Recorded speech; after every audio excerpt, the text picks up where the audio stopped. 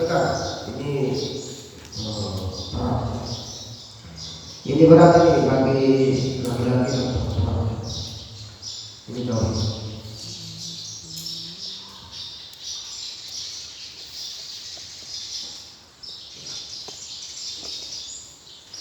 Bismillahirrahmanirrahim. Perhatikan.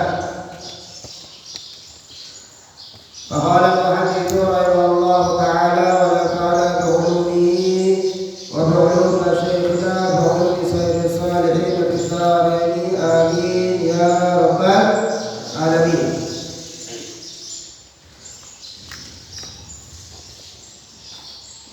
Faqala Bukhari wa Muslim, diriwayatkan oleh Imam Bukhari. Diriwayatkan oleh Imam Bukhari, apa itu? Faqala Rasulullah sallallahu alaihi wasallam, ala unabbiukum bi akbar, ya, bi akbar kabair. Ala unabbiukum, ala unabbiukum bi akbaril kabair. Maukah kalian, kata Nabi, aku kasih tahu dosa besar, dosa yang paling besar di antara yang besar. Jauhi, ya. Ada dosa besar biasa. Dosa paling besar di antara yang besar ini jauhi, ya. Ada dosa yang paling besar, ya. Di akbaril kabair namanya. Akbar itu kan besar, kabair yang besar. Ada dosa yang besar dari yang besar. Apa itu? Yang pertama tentunya al-isyraku billah, syirik kepada Allah. Seputus-putus asanya kita, adapun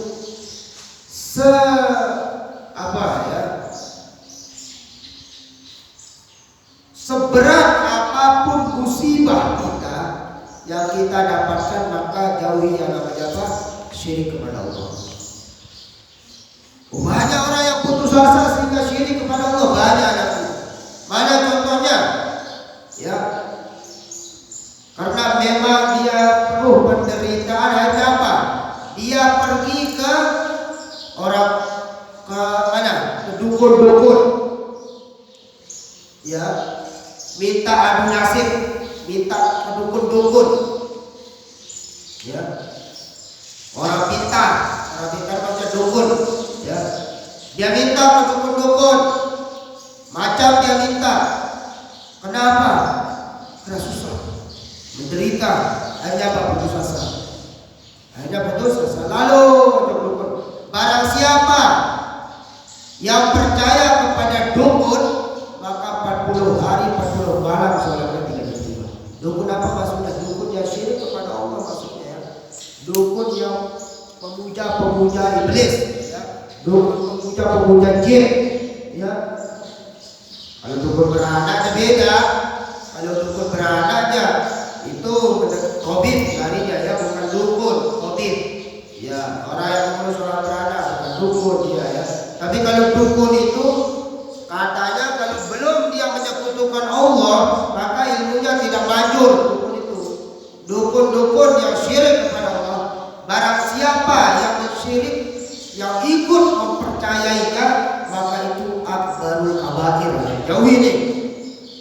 Aku kasih tahu kepada kalian, kata Nabi, akbarul kabair, sebesar-besarnya dosa dari yang besar, yaitu al-isyraku billah, syirik kepada Allah. Ngombe-ngombe miskin, ya, bagaimanapun miskin kita jangan sampai syirik kepada Allah, ya. Tidak percaya kepada dukun-dukun kafir, ya, dukun-dukun yang syirik kepada Allah. Yang kedua, dosa yang paling besar, ya, di antara dosa yang besar yaitu uququl walidain, melawan orang tua, ya. Uququl walidain, melawan orang tua, ya. Kayak kemarin ada satu berita, ya, di dalam TV kita tonton, ada seorang anak dan menantu menuntut orang tuanya, ya.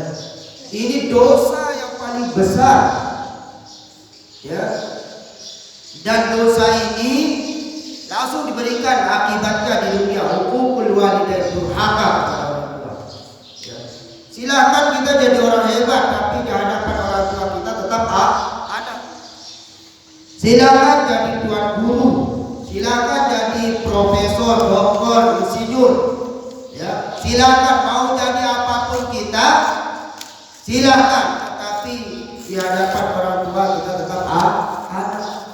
Mau ilmunya sampai ke langit, ya, mau ilmu sampai ke Mekah, kamu tuntut, sampai ke Madinah, sampai Yaman, sampai manapun kamu tuntut, kita tuntut. Tetapi jangan sampai kita hukukul walidain. Jangan sampai melawan kepada orang tua. Jangan sampai durhaka kepada orang tua. Walaupun orang tua kita itu tidak pernah sekolah, tidak tahu membaca, tidak tahu nulis. Ya, ini sampai durhaka. Sepintar apapun ya, kita, maka jangan sampai durhaka kepada orang tua. Ya, itu dosa besar. Syirik billah, kemudian durhaka kepada orang tua. Selanjutnya, hadis selanjutnya yang diriwayatkan oleh Imam Jabir, ya sahabat Rasulullah SAW. Apa bunyinya? Sabda Rasulullah SAW, iyyakum wal ghibah, iyyakum wal ghibah, hei umatku, kata Nabi, berat masih ya, umatku, jauhi itu ghibah. Apa itu ghibah? Apa itu ghibah? Rasa batu. Kenapa kita harus jauhi ghibah ini? Karena dengar ya, fa'innal ghibata, karena ghibah itu asyaddu minaz zina, lebih besar dosanya daripada berzina. Karena lewat ghibah itu orang akan saling membunuh. Makanya ada satu ungkapan kan, cinta itu asyaddu minal, karena fitnah. Ghibah itu awal fitnah itu ghibah. Rasa batu sana sini, fitnah batu sana sini, fitnah batu. Perhatikan kata Nabi ya, perhatikan kata Nabi ya, iyyakum wal ghibah, jauhi ya umatku namanya ghibah. Mutamasi misalnya bakatin batu atau sedikit berbakat ya. Kalau kita bakatin, kita kasih luka kawan, tapi satu masih dia bisa diobati ya. Misalnya disilet badan kawan, masih ada obatnya, dan juga kasih satu badan yang terluka. Tetapi kalau ghibah, semua orang terluka. Gak usah, terutama orang sekarang ini ya, sekarang ini mendekati musim-musim caleg ya. Ini hati-hati, kalian yang sudah ngaji sudah ya, jangan bergibah-gibah ya, jangan bergibah sana gibah sini demi kalau benar bergibah sana gibah sini, nggak usah ya, nggak usah ya. Kita mana orang yang misalnya kita ada guru kita kasih tahu pilihnya sudah selesai, jangan gibah sana gibah sini ya. Jangan membicarakan yang belum tentu, yang tidak pernah kita lihat. Ghibah itu walaupun kita saksikan benar, jangan kita ceritakan kepada orang lain, menceritakan aib kawan ya. Maka iyyakum wal ghibah ya, fa innal ghibata asyaddu minaz zina. Orang berzina dosa besar daripada yang besar, tetapi ada yang lebih besar dari zina, itu apa? Ghibah. Karena kenapa dia bilang Nabi seperti ini sampai keras seperti ini? Padahal ghibata asyaddu, asyaddu itu keras ya, asyaddu minaz zina, lebih berat daripada zina. Karena dengar baik-baik ya, dengar baik-baik. Nanti di hari kiamat, orang tidak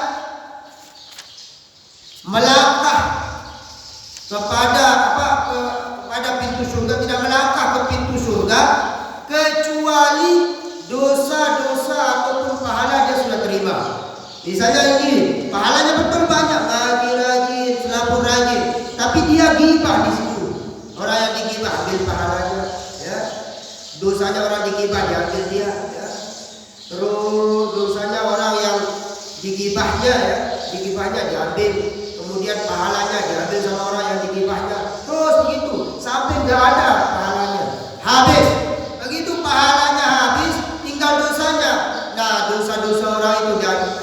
ambil dosa, habis semuanya habis, tidak ada kemana otomatis. Makanya dikata Nabi asyaddu minas zina. Ya Allah, ya zina itu dosa besar, dirajam itu. Saat tidak ada hukuman orang gibah ini maka sepatutnya itu dirajam. Ya, sepatutnya itu dirajam, tapi itu dirajam ditanam badannya hidup setelah itu menjabat kepada ya. Tapi untuk ya syariat untuk rajam itu orang berzina saja. Ya. Tapi ada yang lebih berat dari itu kata Nabi asyaddu minaz zina, itu al-zina. Inna rajula ya qad yazni wa yatubu Allah alaih. Orang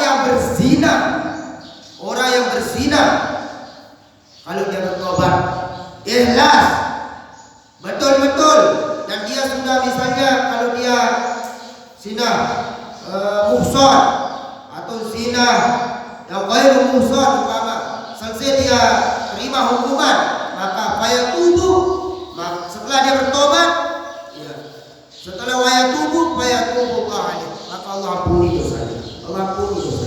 Orang berzina kemudian dia umpama dia terima rajamnya, terima hadnya, hukumannya ya, baik dalam bentuk dicambuk bagi yang belum menikah 100 kali seberat beratnya, kemudian diasingkan dari rumahnya, kemudian dia setelah diasingkan dari rumahnya tidak dikasih makan, tidak dikasih minum ya.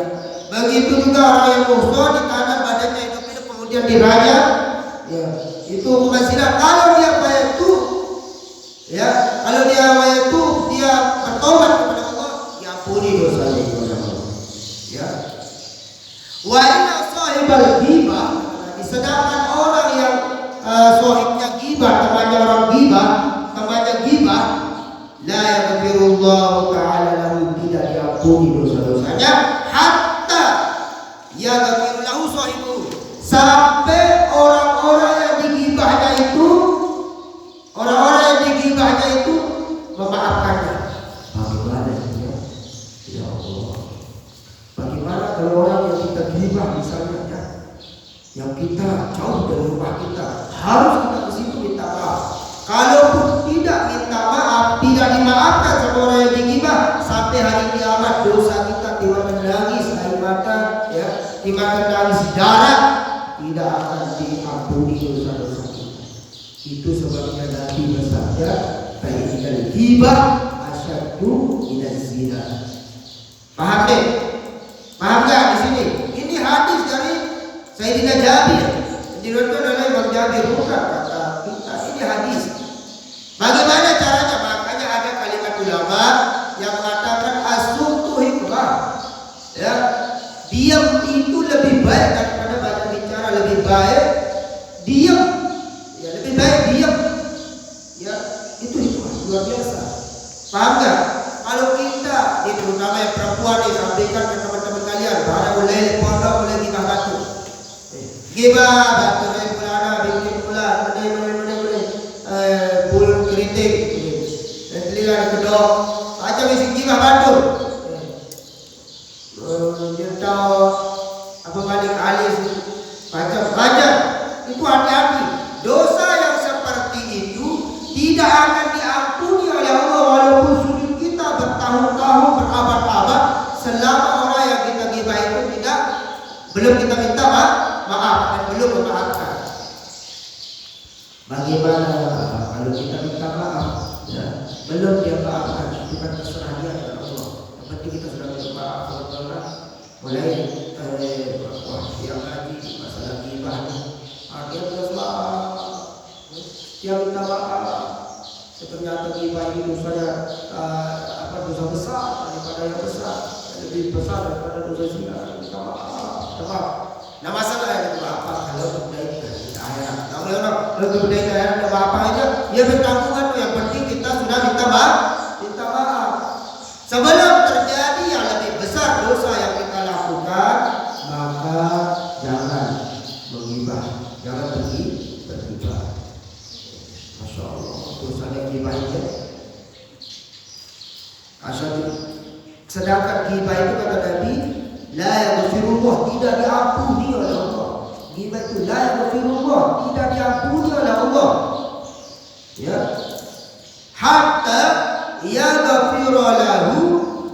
sahibu, sampai orang yang digibahnya itu memberikan dia maaf. Akan sebelum dulu ya, sebelum para guru-guru kita termasuk itu mengumpulkan para siapa? Para guru-guru yang lain sebelum wafat itu ya, meminta maaf. Maka Rasulullah sendiri ya, kita baca di surah, mengumpulkan para sahabat sebelum wafat. Hai sahabatku, siapa yang pernah aku pukul, siapa yang pernah aku gibah, siapa yang pernah aku Rasulullah gibah tentunya, tapi begitu Rasulullah ya, siapa yang pernah aku bicarakan dalam hidupnya, siapa yang pernah aku pukul, ayo kemarilah, silakan had saya, pukul saya, yang pernah saya pukul. Kau kasah itu maju kan, kasih itu maju ya, mengangkat cemeti mau pukul Rasulullah. Akan tetapi setelah kata saya Rasulullah, kau pukul aku di dalam bajuku terbuka, maka saat ini aku ingin engkau juga bajumu terbuka supaya adil. Pada saat Rasulullah membuka bajunya, kelihatan adanya yang kurus, ada ramakan ya, kemudian yang putih bersih ya, penuh dengan cahaya. Akhirnya apa? Saat itu dipeluk oleh Ukasa, tidak tega melihat, karena Rasulullah lagi sakit berat ya, menjelang wafatnya. Rasulullah lagi sakit berat menjelang wafatnya. Akhirnya Ukasa meluk Rasulullah. Maka Rasulullah bersabda, wahai Ukasa, engkau memeluk badanku, ketahuilah api neraka tidak akan bisa membakar kulitmu. Dan pada saat itu ada aku seperti itu. Tidak Rasulullah yang mulia saja seperti itu. Mulai dari anakku, kita sama-sama ya, jangan sampai gibah. Jadi kita gibah ya, jangan sampai gibah ya. Lebih baik wirid Tuhan. Kalau kami ini kan bicara ngobrol-ngobrol sama teman, tapi jangan bicarakan orang lain ya. Bicarakan kita sendiri, bicarakan apa yang kita lakukan, ya, bagaimana cara kita bisnis, bagaimana cara kita supaya sukses. Kalau kita di tempat menuntut ilmu, bagaimana cara kita menghafal ayat, kita selalu simak itu aja ya. Itu anakku. Jangan sampai gibah, karena dosa gibah ini sangat berat, lebih berat daripada dosa zina. Ya Allah.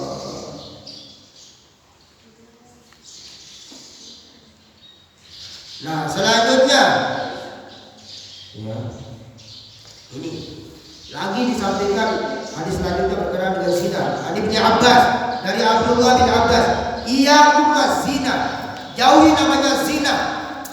Ya, iyyakum waz-zina, jauhi namanya zina. Kenapa? Baik Nabi arba'atu hisol, karena penderitaan orang yang zina itu 4. Penderitaan bagi orang yang zina itu 4. Bala, bencana bagi orang yang zina itu 4. Pertama, yuzhabul bahar adil wajhi, ya, menghilangkan cahaya nur pada wajahnya. Takut kita kali nur Muhammad ya, cahaya. Kan kita ini memiliki nanti di akhirat itu disebutkan di dalam satu kitab, umat muslim ini memiliki apa? Nanti di akhirat memiliki salah satu tanda bahwa dia umat Muhammad, bahwa dia umat Nabi Muhammad. Apa itu? Yang pernah bahas itu apa? Ya, satu tanda di wajahnya sehingga Rasulullah tahu. Dan setiap orang beriman akan nampak di situ. Ya, di wajah-wajah. Ya, di wajah-wajah mereka cahaya. Nah, yang pertama kali Allah cabut cahaya ini. Ya, Allah cabut cahaya otomatis. Orang yang berzina itu yang pertama kali Allah cabut untuknya cahaya pada dirinya. Cahaya apa? Cahaya keimanan, ya, otomatis ya, calon neraka jahanam. Ya. Na'udzubillah. Kemudian apa yang ini yang paling parah? Dengar nih anakku nih. Yang paling parah bagi orang yang berzina yaitu yang qati'ur rizqa. Allah putus rizkinya. Makanya mendengar bahwa zina anakmu, darah cerita dan bahagia itu pasti sengsara. Dia Allah putus pintu rizkinya dong. Untung-untung tapi yang hidup dari dunia. Untung-untung tapi yang hidup dunia. Rizkinya terputus, sengsara itu. Allah putuskan rizki kita sengsara hidup. Umbe-umbe di mana tipe Malaysia, tipe Brunei, tipe macam-macam di sini tipe. Peta rizki, wah enggak ada rizki loh. Terputus pintu, tertutup pintunya. Wadara pintu. Sengsara itu rizki makan, belum rizki jiwa. Ya, tidak pernah kenal orang yang ini hadis Nabi ya. Tidak pernah kenal orang yang berzina. Hati-hati. Dikalungkan pintu kesusahan. Siapa yang mampu membuka kalung kesusahan itu? Kalung penderitaan itu Allah. Allah yang mampu. Dan itu hukuman di dunia, belum di akhirat nanti. Maka jauh ya namanya zina. Kemudian wa yushitur rahman. Wa yushitur rahman. Kemudian kasih sayang Allah putus.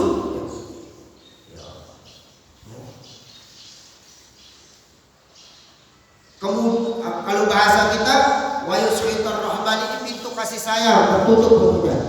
Pintu kasih sayang terputus tentunya. Yang mendengar wah berzina kadang-kadang ini jemaah. Ini kalian anak-anakku jauh itu. Biasa kalau orang yang sudah berzina, yang dizinahinya itu mau dibunuh. Ada kan ceritanya itu. Seseorang yang berzina sehingga orang yang dizinahinya itu atau pacarnya yang dizina itu dipotong kepalanya, dipotong tangannya, dipotong kakinya, sehingga dia bingung nggak tahu bagaimana caranya menghilangkan jejak perzinahan itu. Akhirnya dia lari ke satu kota, dia ganti namanya, kemudian dia ganti identitasnya sebelum dia ketemu. Tapi setelah ditemukan sama polisi, ternyata dia pelakunya. Ya, nggak bisa sampai sekarang. Ya, karena dia dihukum seumur hidup. Seumur hidupnya dia disiksa. Seumur hidupnya dia di penjara. Kenapa? Karena biasa orang yang sudah berzina pintu kasih sayang. Kalaupun dia berkeluarga, maka tidak pernah bahagia. Ya, tidak akan pernah bahagia. Ini janji ini sabda Rasulullah SAW. Wa yujibul hulud finnar, dan dia akan abadi, ya, hulud, ya, khaldun finnar, neraka jahanam. Ya. Udah pintu segala-galanya tertutup tentunya. Hanya saja perhatikan, jika dia mau kembali kepada Allah, masalah Allah mau mengampuni atau tidak itu urusan mereka, ya. Urusan itu hak prerogatif Allah Subhanahu wa taala. Urusan dia dengan Allah. Ya. Tetapi ini janji Rasulullah bahwa orang yang berzina orang yang berzina yang pertama apa yang terputus untuknya, apa yang dia dapatkan? Cahayanya hilang. Terus yang kedua apa? Pertama, cahaya nur pada dirinya hilang. Kemudian yang kedua, rezekinya terputus. Ya, terputus pintu rezekinya. Yang ketiga apa? Pintu kasih sayangnya. Allah putuskan kasih sayang untuknya. Artinya Allah putuskan jiwanya. Ya. Orang semua memutuskan kasih sayang untuknya. Kemudian apa? Yang keempat, yaitu bersiap-siaplah, ya, neraka jahanam, khulud finnar. Ini tapi bagaimana? Misalnya ada terlanjur di teman gaji, teman sembahyang, terlanjur dari preman umpama, jadi dengan apa? Dengan brengsek umpama. Ya. Bagaimana caranya? Satu-satunya caranya bertobat. Dan jangan ceritakan A, ceritakan B. Ya, jangan ceritakan A, ceritakan B. Bertobat kepada Allah, tahu diri, bertobat. Asal Allah mau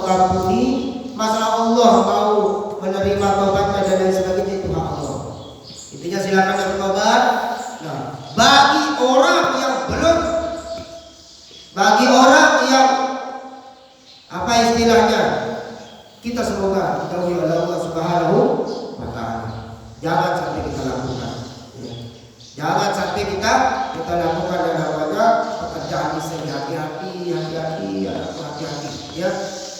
Karena makanya untuk kita sampai bab ini ya, hati-hati jangan sampai melakukan. Karena 3 kutukan dari Allah ini pasti di dunia dan akhirat. Di dunia dan akhirat. Buktinya banyak sudah. Ya. Yang paling parah qadul rizki. Allah putuskan rizki. Makanya pada orang sengsara ya. Nah, bagaimana statusnya anak itu? Anak misalnya dia berzina bagaimana? Anak itu tetap bukan salahnya, tetapi tetap mereka juga ikut menanggung dosa ikut menanggung penderitaan orang tuanya. Apa pertama? Mereka tidak ada nasab ke bapaknya. Berarti siapa yang menikahkan dia? Hakim. Harus Allah, dia pergi ke Allah. Kalau ditanya mana bapaknya ini, tidak ada. Maka bagaimana malunya seorang anak yang tidak ada bapaknya? Yang itu yang pertama. Yang kedua yang tidak boleh dia dapatkan dari nasab. Tidak boleh anak itu dinasabkan kepada bapaknya. Yang ketiga, tidak boleh anak itu menerima warisan dari bapaknya. Tidak ada hubungannya dari bapaknya. Ya. Yang keempat yang diterima oleh anak tentunya beban mental, beban moral. Mental terganggu mental anak. Kenapa? Apalagi kalau dia tahu dari kawan-kawannya ini, lain apa lebih tinggi lain. Nilai amal ini lain. Jadi anak ini terganggu fisiknya. Ya, terganggu fisiknya. Dia dijauhi sama kawannya, bahkan bisa-bisa dia bunuh diri. Makanya bagaimana kalau kita caranya, kalau kita jangan, walaupun kita tahu tapi jangan kita ceritakan. Ya, begini sudah. Dia ada masalah anak itu sudah misalnya bapaknya apakah, tapi anak itu apakah dia menginjakkan kakinya di surga, boleh saja. Tergantung amal kita masing-masing. Tetapi karena memang anak itu bukan salahnya dia. Ya. Wallahu a'lam. Intinya jauhi adanya perbuatan dan nista. Karena ini hadis Rasulullah Shallallahu Alaihi Wasallam akan dikalungkan kalung kesusahan dan tidak akan bisa dicabut dan disiapkan hulul pindah, disiapkan amal Allah Subhanahu wa Ta'ala. Ya. Allah a'lam bishawab padaku. Ini dulu hadis yang kita bahas. Nah, sekarang kita beranjak ke fikih. Alhamdulillah rabbil alamin. Ya, selanjutnya